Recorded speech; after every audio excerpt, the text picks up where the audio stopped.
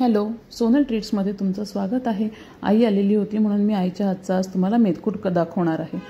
तर आधी साहित्य घेतलेलं आहे हे मी तुम्हाला सगळं डिस्क्रिप्शनमध्ये देणारच आहे लिहून, तर त्याची काही तुम्ही काळजी करू नका। कसं बनवायचं आहे मेथकूट ते आता बघूयात। 2 वाट्या हरभरा डाळ घेतली आहे, ती आता पुसून घ्यायची आहे आधी, आणि एकीकडे पॅन गरम करायला ठेवायचा आहे।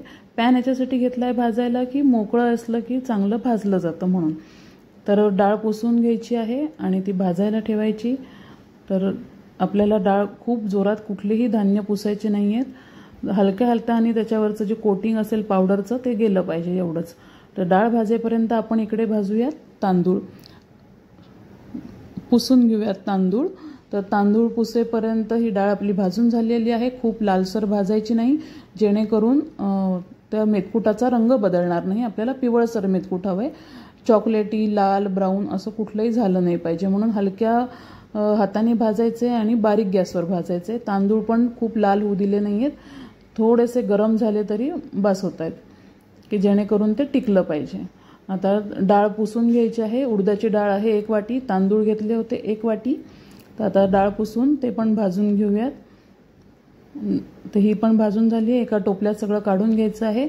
आता सगळं जिन्नस जे कोरडं दुसरं आहे ते भाजून घ्यायचं आहे। 2 चमचे गहू घेतला आहे, पोह्याचा चमचा आहे, त्याच्याने सगळं एकच चमचा वापरा की जेणेकरून माप चुकणार नाही। 2 चमचे धने, 2 चमचे जिरे, 2 चमचे मोहरी, मेथी दाणा घेतला आहे आणि मसाला वेलची, हे सगळं भाजून झालेलं आहे आणि त्यात मिक्स करायचं आहे। मीठ घ्यायचं आहे 2 चमचे, तिखट घेतलंय 2 चमचे, हळद 2 चमचे, हिंग पण घेतला आहे तेवढाच, आणि सुंठ पावडर घेतली आहे 2 चमचे। सुंठ पावडर नसेल तर तुम्ही एक छोटी सुंठ टाकू शकता, ती फक्त भाजून घ्या की ती बारीक होईल म्हणजे मिक्सरमध्ये। आणि वेलची टाकली। आता हे मिक्सरमधनं छान काढून घेतलं आणि चाळून घ्यायचं आहे। चाळेपर्यंत तुम्ही पटकन सबस्क्राईब करून टाका बरं, म्हणजे मेथकूट तुम्हाला एकदम टेस्टी लागेल। हे आपलं 2 महिने टिकणारं मेथकूट तयार आहे। नक्की करून बघा एकदा, काचेच्या बरणीत भरून ठेवा। आणि मेथकूट कशा पद्धतीने खाता येतं याचाही मी तुम्हाला नक्कीच एक व्हिडिओ टाकेल। Like, share and subscribe. Thank you.